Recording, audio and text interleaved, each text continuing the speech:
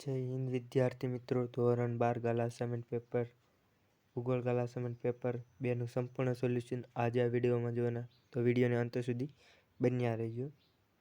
વાત કરીએ વિભાગ 2માં એમાં છે વિકલ્પો. તો પહેલો વિકલ્પ, સંભવવાદનો સૌપ્રથમ ઉપયોગ કરનાર કોણ હતા? તો લુસિયન ફાવર હતા. બીજો પ્રશ્ન, માનવ વિકાસ અહેવાલના પરામર્શ કે ભારતીય મૂળના અર્થશાસ્ત્રી? તો અમર્ત્ય સેન. ત્રીજું, કેનેડાના ઉત્તર ભાગમાં વસતા લોકોને કયા નામે ઓળખાય છે? તો એસ્કિમો. ચોથો પ્રશ્ન, ઉચ્ચ કક્ષાના નિર્ણાયકો કઈ પ્રવૃત્તિ સાથે જોડાયેલા ગણાય છે? તો પાંચમો, યુએસએ સૌથી પ્રસિદ્ધ પાઇપલાઇન કઈ છે? બિંગીસ. છઠ્ઠો પ્રશ્ન, ભારતમાં હિન્દી ફિલ્મ ઉદ્યોગનું મુખ્ય કેન્દ્ર કયું છે? તો મુંબઈ. સાતમો, ઓપેક સંગઠનનું વડું મથક? તો વિયેના. ગેટની સમજૂતી અમલમાં લાવનાર સંસ્થા? ડબ્લ્યુટીઓ. નવમો પ્રશ્ન, સલાયા એ કયા પ્રકારનું બંદર છે? તો ફેરબદલી માટેનું બંદર છે. 10મો પ્રશ્ન, નીચેનામાંથી કયું શહેર શૈક્ષણિક કેન્દ્ર નથી? તો ખડકવાસલા.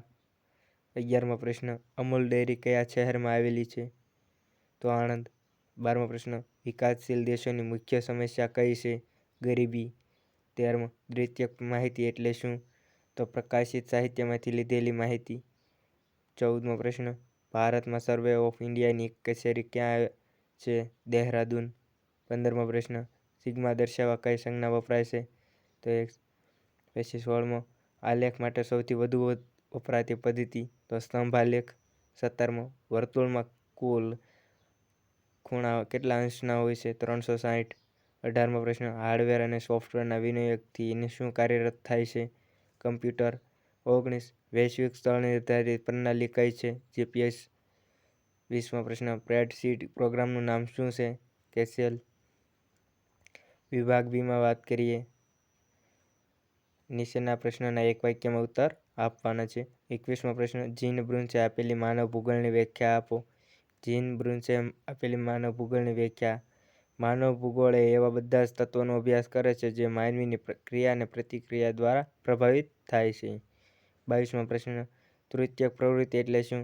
કિંમત ચૂકવીને પ્રાપ્ત કરી શકાય તેવી સેવાઓને તૃતીયક પ્રવૃત્તિ કહે છે. 23, ઇન્ફોર્મેશન ટેકનોલોજીના ઉપયોગથી કયા નવા ક્ષેત્રોનો વિકાસ થાય છે? ઇન્ફોર્મેશન ટેકનોલોજીના ઉપયોગથી જેનેટિક એન્જિનિયરિંગના નવા ક્ષેત્રોનો વિકાસ થાય છે.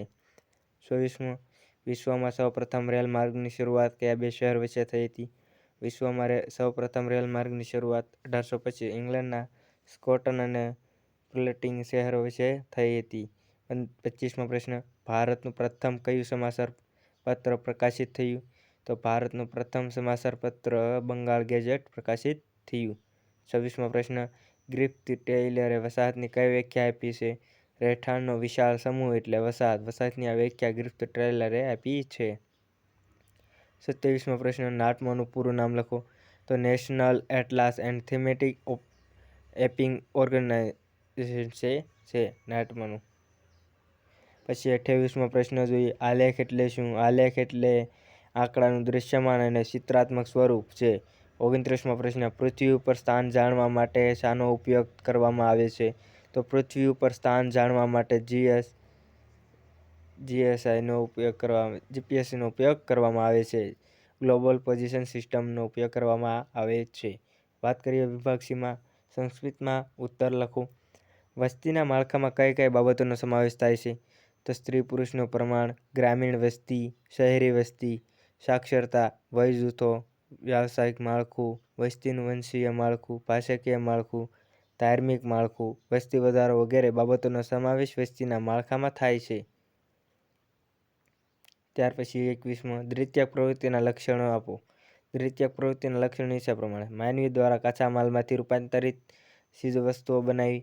અહીં પ્રાથમિક ક્ષેત્રના ઉત્પાદનનો ઉપયોગ થાય છે. દ્વિતીયક પ્રવૃત્તિના કારણે પ્રાકૃતિક સંસાધનોનું મૂલ્ય વધી જાય છે. કપાસની કિંમત કરતાં તેમાંથી બનાવેલ તારની કિંમત વધી જાય છે. 32, ખનન એટલે શું? તેના પ્રકાર લખો. ખનન એટલે પૃથ્વીમાંથી ખનિજો મેળવવા, જમીન પરથી માટી કે રેતીને દૂર કરવી, ખોદકામ કરવું, સુરંગો દ્વારા પથ્થરો તોડવા અને જમીનની અંદર વધુ ઊંડાઈથી ખનિજો મેળવવા. સારકામ કરવું. ખનનના બે પ્રકાર છે, ધરાતલ અને ભૂમિગત ખનન. ધરાતલ ખનન વધુ સરળ, સુરક્ષિત અને પ્રમાણમાં ઓછું ખર્ચાળ છે. જો ખનિજો પૃથ્વીની સપાટીથી વધારે ઊંડાઈએ હોય છે ત્યારે ભૂમિગત ખનન વિધિનો ઉપયોગ કરવો પડે છે. તેને વધુ મુશ્કેલ અને સુરક્ષિત ખર્ચાળ છે. પંચમ પ્રવૃત્તિ એટલે શું?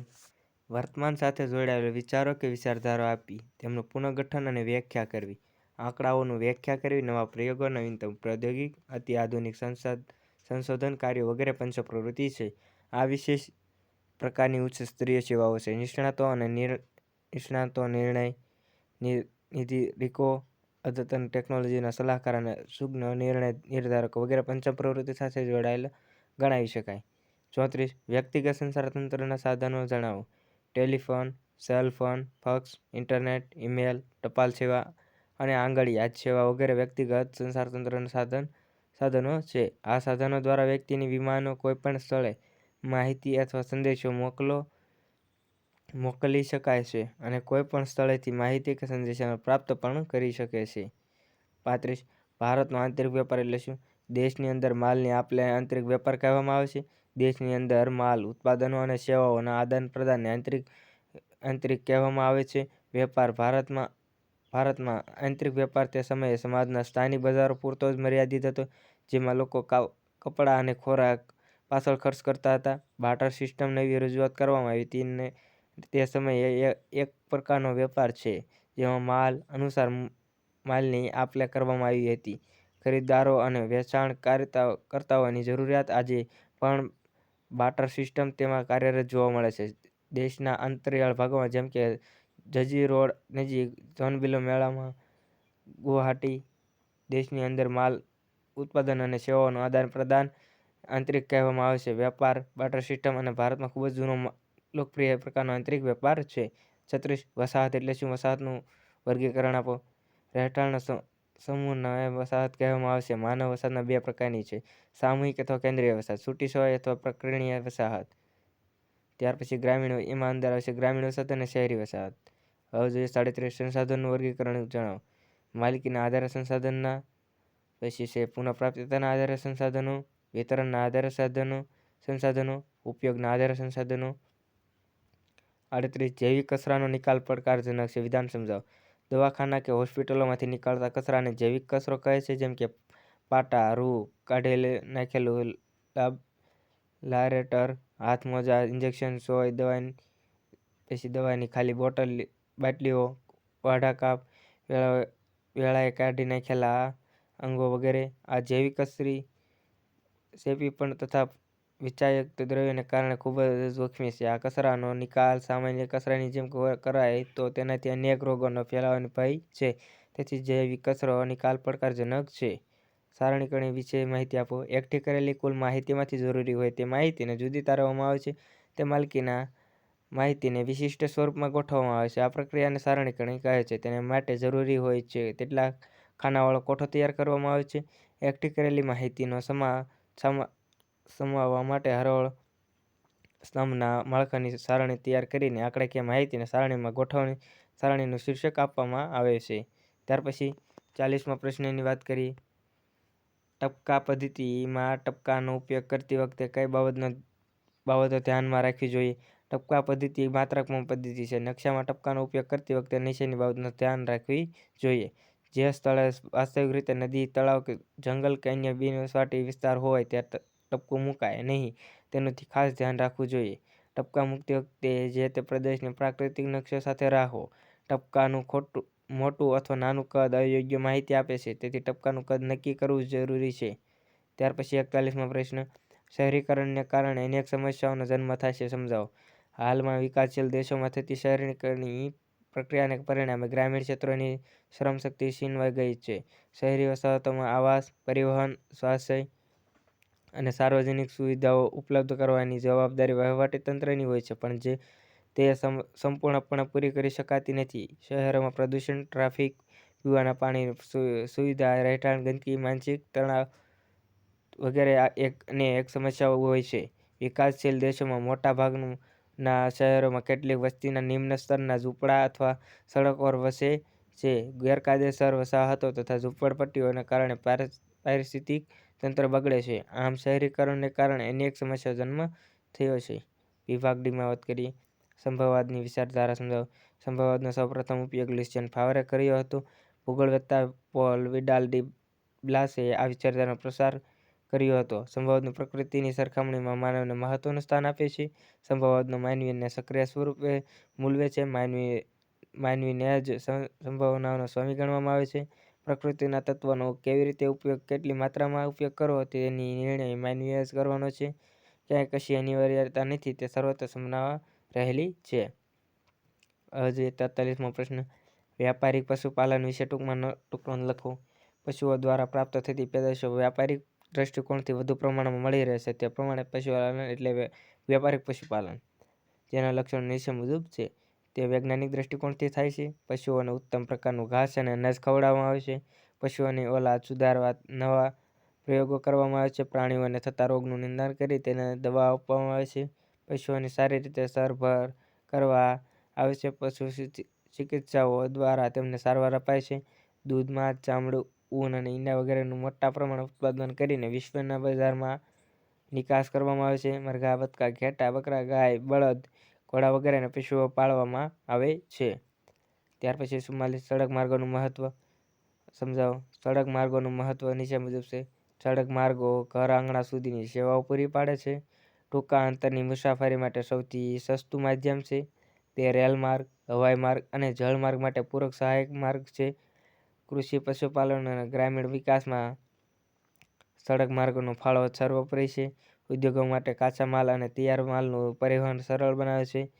કુદરતી આફતના સમયે અંતરિયાળ ભાગોમાં રાહત સામગ્રી પહોંચાડવા અને બચાવ માટે ખૂબ ઉપયોગી છે. હવાઈ માર્ગનો વિકાસ જણાવો. હવાઈ માર્ગના વિકાસની શરૂઆત 20મી સદીમાં થઈ હતી, પરંતુ તેનો વાસ્તવિક વિકાસ બીજા વિશ્વયુદ્ધ પછી થયો હતો. હવાઈ જહાજોની ડિઝાઇન અને કદમાં પરિવર્તન થતા રહ્યા છે. હવાઈ જહાજોની ગતિમાં નોંધપાત્ર પ્રગતિ થઈ છે. હવાઈ માર્ગોનો વિકાસ મુખ્યત્વે આર્થિક અને ઔદ્યોગિક રીતે વિકસિત દેશોમાં વધુ થયો છે. યુએસએ, પશ્ચિમ યુરોપ અને દક્ષિણ પૂર્વ એશિયાના હવાઈ માર્ગનું પ્રમાણ વિશેષ છે. હવાઈ માર્ગ દ્વારા મુસાફરી ઝડપી અને આરામદાયક બની જાય છે. દુર્ગમ પ્રદેશોમાં પહોંચવામાં હવાઈ માર્ગ એકમાત્ર વિકલ્પ છે. હવાઈ માર્ગોના વિકાસના કારણે રાણે પોતાનું રક્ષણ ઉત્તમ રીતે કરી શકે છે. લશ્કરને ખૂબ જ સહાયક બને છે. લંડન, રોમ, પેરિસ, મોસ્કો, દુબઈ, નવી Delhi, Bangkok, Singapore, Tokyo, Chicago, New York વગેરે આધુનિક સેવાઓ પૂરી પાડતા વિકસિત હવાઈ માર્ગ મથકો છે. 46મો પ્રશ્ન. વિશિષ્ટ આર્થિક પ્રદેશ એટલે શું? મુક્ત વ્યાપાર પ્રદેશને હવે વિશિષ્ટ આર્થિક પ્રદેશ તરીકે ઓળખવામાં આવે છે. વિશિષ્ટ આર્થિક પ્રદેશ દ્વારા દેશના આંતરરાષ્ટ્રીય વેપારનો વિકાસ થઈ શકે તે માટે સરકાર દ્વારા નીચેના પ્રમાણે પગલાં ભરવામાં આવે છે. આ ખાસ આર્થિક પ્રદેશો માટે જમીન પૂરી પાડવી. આ પ્રદેશો માટે કરનું માળખું સરળ અને હળવું કરવું. લાયસન્સ પ્રથા રદ કરવી. વિદેશી રોકાણને પ્રોત્સાહન આપવું. આંતરરાષ્ટ્રીય વેપારનું કદ અને ગુણવત્તા વધે એ માટે જરૂરી પાયાની સગવડો આપવી. ઉદ્યોગોના લક્ષ્યને પહોંચી વળવા કામદાર હિતના કાયદાઓને છૂટછાટ આપવી. ગુજરાતના કંડલા સ્પેશિયલ ઇકોનોમિક ઝોન છે. આ પ્રકારના પ્રદેશોના ઔદ્યોગિક એકમો પર નિયંત્રણ લાદવામાં આવતા નથી. ભૂમિ પ્રદૂષણ એટલે શું અને તેની અસરો જણાવો. જમીનની ગુણવત્તા ઘટાડવા. ભૂમિને પ્રદૂષણ કરે છે. ભૂમિની ધોવાણ, નદી દ્વારા કિનારા લગતો ઘસારો, ભૂમિમાં જૈવિક તત્વો અને પ્રમાણમાં થતો ઘટાડો. ખેતી યોગ્ય જમીનમાં ભેજનું ઘટતું જતું પ્રમાણ. માનવી દ્વારા ઔદ્યોગિક ઝેરી રસાયણનું જમીન ઉમેરણ, રાસાયણિક ખાતરો, જંતુનાશક દવાઓ વધારે પડતા ઉપયોગથી ભૂમિનું પ્રદૂષણ થાય છે. જમીનની પ્રદૂષણ અસર. ભૂમિ તેની ઉત્પાદકતા ગુમાવે છે, જેથી ભૂમિ નિરુપયોગી બની જાય છે. જે તે પ્રદેશની પાક તરાહ બદલવી પડે છે, જેથી કૃષિ ઉત્પાદન પર વિપરીત અસર પડે છે. ભૂમિગત જળ પ્રદૂષિત બને છે. ભૂમિ ઉજ્જડ અને વેરાળ બની જતા સુંદરતા ગુમાવે છે. 48મો સ્વપ્રયત્ન. 49મો પ્રશ્ન જોઈએ. માનવી પ્રાથમિક પ્રવૃત્તિના શિકાર અને સંગ્રહની પ્રવૃત્તિઓ વિશે નોંધ તૈયાર કરો. આર્થિક સામાજિક વ્યવસ્થા. ખોરાકની શોધ મહત્વની હતી. માનવીના નાના સમૂહમાં રહેતા અને ભટકતું જીવન ગાળતો હતો. શિકારીઓ પથ્થરમાંથી બનાવેલ સાધનોનો ઉપયોગ કરીને પ્રાણીઓને શિકાર કરતા હતા. તેઓ વલ્ક વસ્ત્રો પહેરતા અને સ્થાનિક વસ્તુઓનો ઉપયોગ કરીને રહેઠાણ બનાવતા હતા. ધ્રુવીય પ્રદેશમાં દરિયા કિનારે લોકો સમુદ્રમાંથી મળતી માછલી અને અન્ય દરિયાઈ જીવોથી પોતાનું ભરણ પોષણ કરતો હતો. હવે જોઈએ પ્રશ્નમાં કમ્પ્યુટરનો ઉપયોગ જણાવો. કમ્પ્યુટરના કારણે અનેક ક્ષેત્રોમાં ક્રાંતિકારી ફેરફારો થયા છે. ઇલેક્ટ્રોનિક સંદેશાવ્યવહારના આ યુગમાં માહિતીના આદાન-પ્રદાન માટે કમ્પ્યુટરનો ઉપયોગ લાગ્યો છે.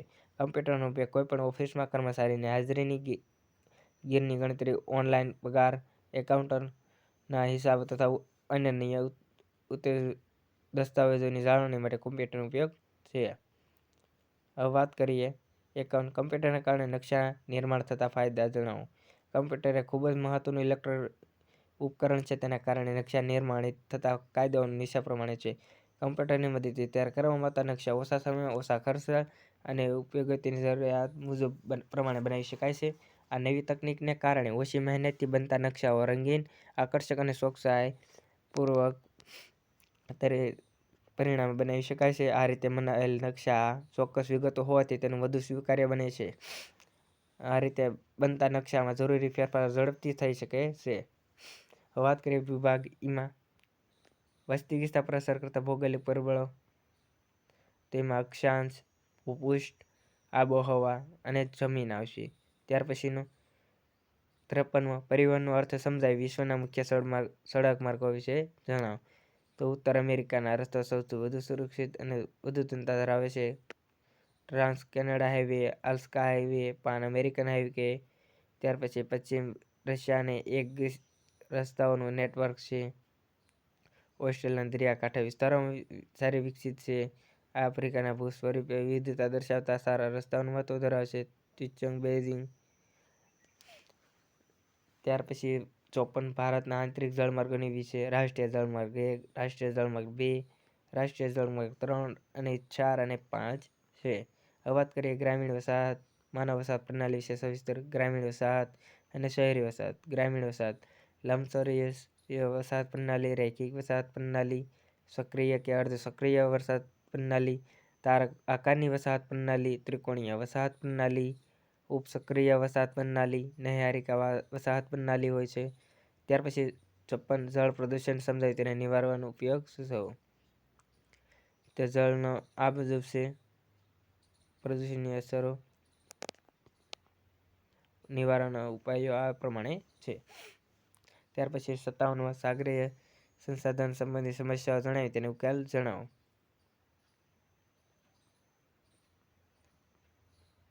પછી છે 58 ઘન કચરાની સમસ્યા અને તેને દૂર કરવાના ઉપાયો સૂચવો. ઘન કચરાને શહેરથી દૂર ફેંકીને આવવાના બદલે પુનઃ ઉપયોગ લાવવાનો અભિગમ અપનાવો. ઘન કચરાને દાટી દેવાને તેમાંથી ખાતર બનાવી શકાય છે. ઘન કચરાને જમીનનો સાધ્ય કરતા ઉપયોગ લઈ શકાય છે. આજનો વિડીયો એટલો હતો. મારો વિડીયો ગમ્યો હોય તો અમારી ચેનલને સબસ્ક્રાઈબ કરી બેલ નોટિફિકેશન મૂકી દેજો જેથી અમારા નવા વિડીયો તમારા સુધી મળી રહે.